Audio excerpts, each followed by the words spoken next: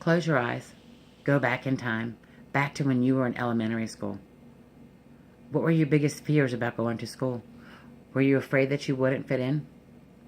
Were you afraid of being picked on? Were you afraid of being asked to read knowing you couldn't read like your classmates?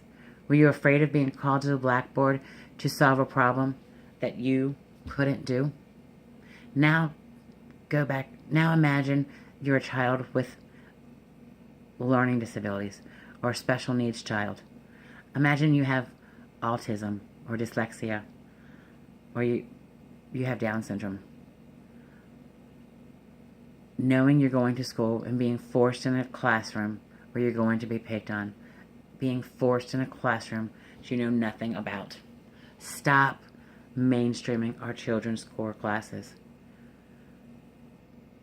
I want you to take a stand, as I'm trying to, for our children's education. They deserve a better education.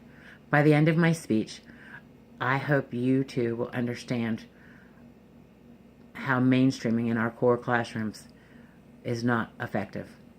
Mainstreaming our children is hindering their learning potential, lowering their self-esteem, and causing chaos in the classrooms. Stop mainstreaming our children's core classes. As a mother of a child with above average learning, a child with specific learning disabilities, and a child with average learning capabilities, I know the cries. I also work with children with disabilities. This is Lucy. She has Down syndrome.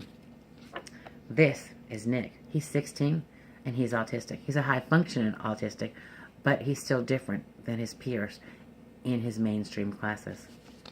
This is Tilton. He's 11. He's now homeschooled because he hated going to school knowing he was going to be picked on.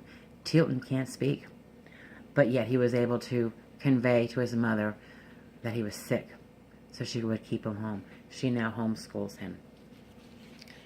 The concept of mainstreaming is very valuable, but not useful in our core classes.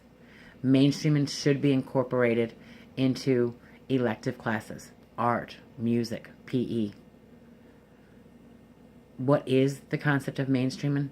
Mainstreaming is placing children of all learning levels in the same classroom instead of separating them by their different learning needs. This concept was designed first to ensure children were learning the same general curriculum designed for the average learner. Not all children are average learners. Lingo, Barton, Arwood, and Joliet says this.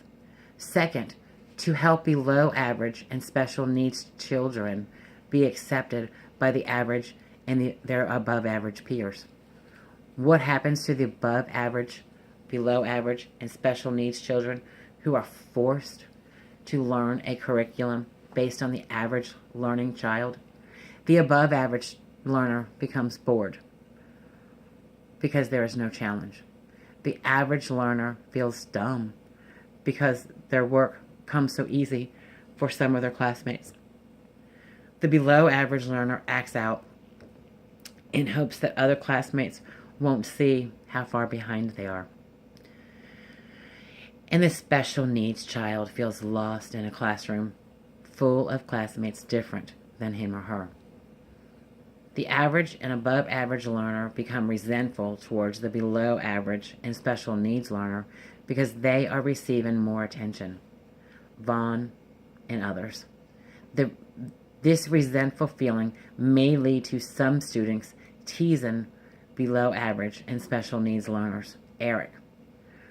Mainstreaming is not fair for core classes, but would be beneficial in elective classes. Some elective classes, such as art, music, would help mainstream students develop new friendships with average and above average peers because these classes are fun for everybody. They all have something in common in these classes. Teachers of elective classes could develop activities that could make all learning levels appear equal. Teachers could also put together a buddy system, pairing different learning levels together to create lasting friendship. Mainstreaming could be a positive concept if implemented in elective classes.